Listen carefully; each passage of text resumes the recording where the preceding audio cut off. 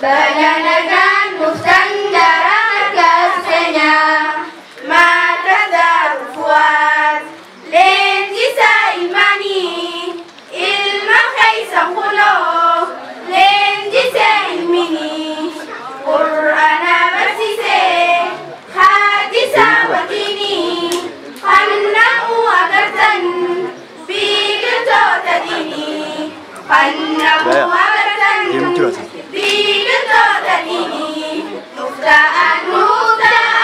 keessummoonni keenya waamicha Islaamaa hawwatan dhageenya Abadan kan dhuftan gammachuudha keenyaan Baganakan dhuftan gara markas keenya Baganakan dhuftan gara markas keenya Markasaa yoo jennu waan salphaa fakkaata College Universities mee maaliin hanqata keessatti akhiraa barza fakkaata College Universities addunyaa dhaabbata College Universities addunyaa dhaabbata Nufta'an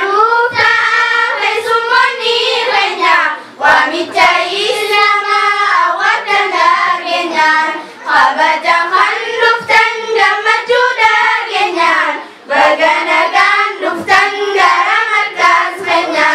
Baganakan dhuftan gara markas keenya Ija nu barsiise ifa nu barsiise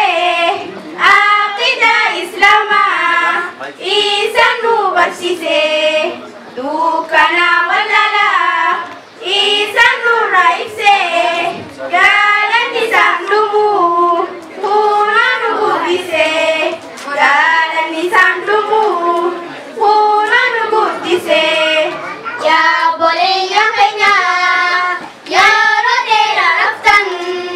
waan bu'aa hin qabne yeroo teessan guddan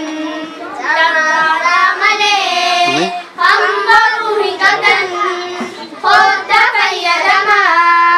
osoo yeroo qabdan hodda fayyadamaa osoo yeroo qabdan Nufta'an keessummoonni keenya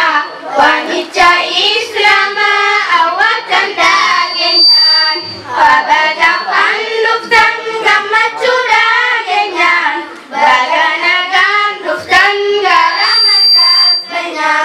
Baganakan dhuftan gara markas keenya Qur'aana yoo batte ifa dhugaa garte Rabbi kee birattis guddoo sadarkante yoo osoon baranne yaa rabsitti dhumte barnoonni sheenaa taha amma yoo dagatte barnoonni sheenaa taha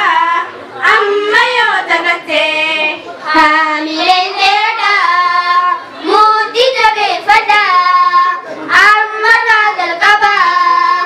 ilmaan barsiifadhaa galaa guyyaa booruu arra ol kaayadaa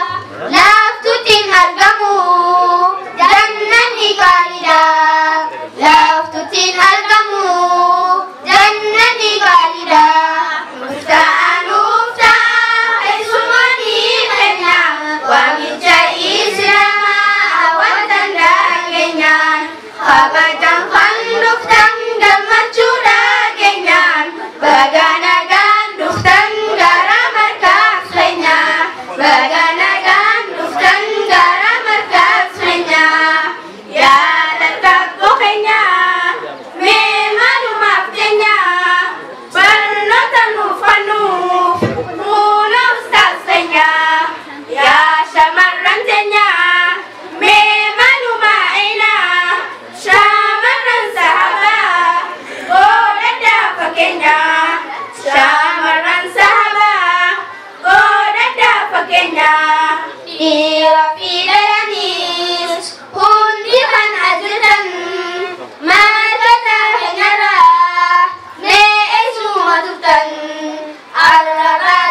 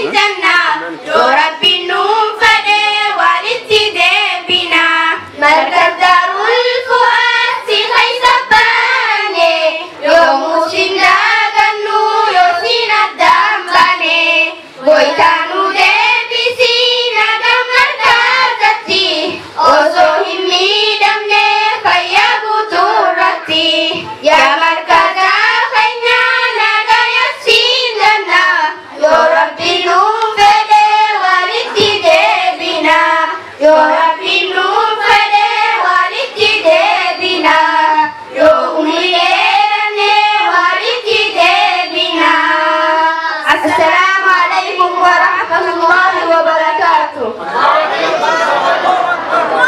Allahu Akbar. Allah Akbar. Allahu Akbar.